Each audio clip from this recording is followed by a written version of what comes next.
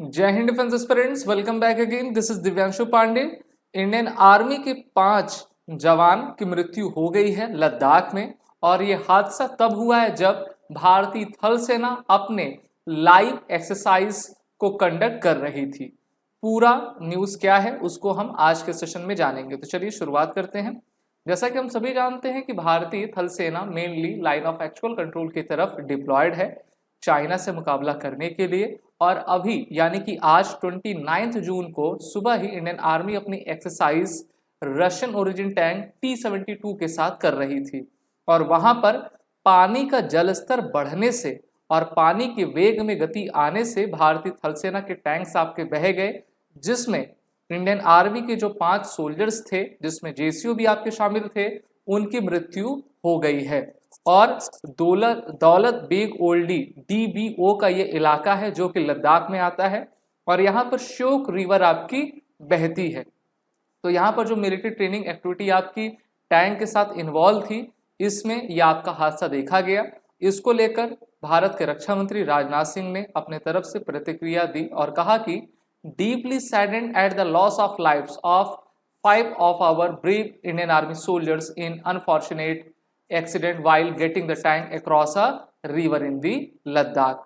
वैसे टैंक्स भी जो है रिवर में आपकी चल सकती हैं, आसानी से फ्लोट कर सकती, लेकिन जो श्योक ट्रिब्यूटरी इंडस रिवर की है उसमें जो धारा थी, करंट था, वो काफ़ी तेज हो जाता है और लेवल बढ़ जाता है, जिससे कि इतना समय नहीं था कि हमारे जवान जो है उस नदी को आपके पार कर पाएं, और उसमें बहकर 5 जवानों की मृत्यु आपकी हो जाती है।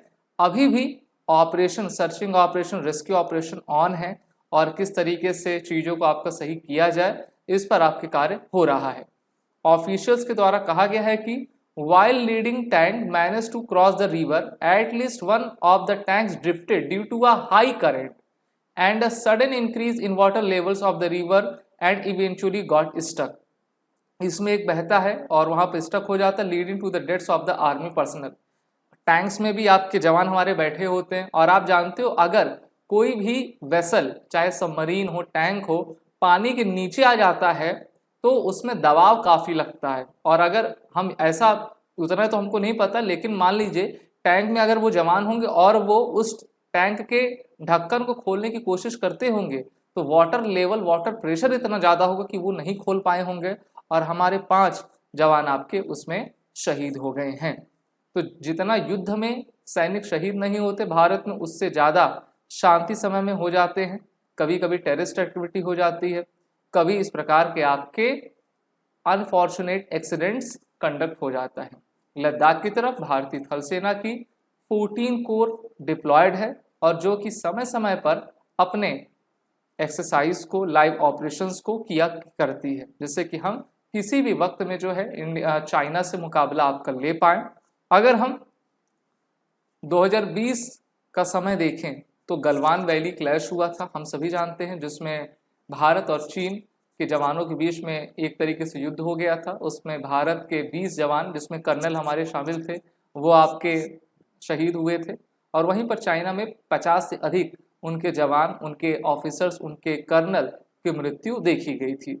उसके बाद से जो दौलत बेग एलडी का इलाका है वो काफ़ी क्रूशियल है, और वहाँ पर हमारे आर्म फोर्सेस की प्रेजेंस हमेशा लगी रहती है, और वहाँ पर हमारे इंडियन आर्मी के लद्दाख स्काउट और पैरामिलिट्री ITBP का भी कॉम्बिनेशन डिप्लॉयड है, जिससे कि उस पोस्ट से हम सियाचिन और अक्साई चीन की तरफ अपनी निगाह बनाए रख सकें। While initially only one bridge of the tanks was deployed in the area, the deployment subsequently increased to 2 bridges with an increased number of the battalion। और इस प्रकार के अनफॉर्चुनेट एक्सीडेंट्स आपके होते हैं जब से दोनों देशों के बीच 2020 का आपका वाकया हुआ है। दोनों देशों ने एक दूसरे के सामने मिरर डिप्लॉयमेंट आपकी की हुई है, और भारत ने 50,000 से लेकर 60,000 ट्रूप्स उस एरिया में आपके लगाए हैं। और भारत जानता है कि चाइना कभी भी पलटवार आपका कर सकता है, इसलिए भारतीय सेनाएं अपने लाइव ड्रिल्स को किया करते हैं। अभी DRDO के द्वारा आपका जोरावर टैंक, जो कि लाइट वेटेड टैंक है, उसको भी बनाया गया है, उसके ट्रायल्स लद्दाख में चल रहे हैं। तो जैसे ही वो आपके ट्रायल्स पूरा कर लेगा, उस प्रकार के लगभग 350 टैंक्स को बनाया जाएगा जिसको लद्दाख के एरिया में डिप्लॉय किया जाएगा। तो रशियन टैंक जो T-72 है काफ़ी पुराने हैं ना, 40-50 साल हो गए हैं उसको भी, और मॉडर्नाइजेशन टैंक्स में मैकेनाइज्ड इन्फेंट्री में होना ज़रूरी है जिससे कि हम इस प्रकार के हादसों से बच सकें। लेकिन हादसा तो कभी भी किसी के साथ हो ही सकता है। जैसे अभी हम देख लें एयरपोर्ट एक्सीडेंट्स हो रहे हैं जिसमें एयरपोर्ट की जो रूफ्स होती वो भी आपकी आंधी तूफान में गिर रही हैं। तो काफ़ी हम कह सकते हैं कि अनफॉर्चुनेट था और भगवान उनकी आत्मा को शांति दे। साथ ही साथ भारतीय थल सेना इस घटना से सबक ले और भविष्य में इस प्रकार की चीज़ें ना हो पाएँ, इस पर ज़रूर फोकस करें।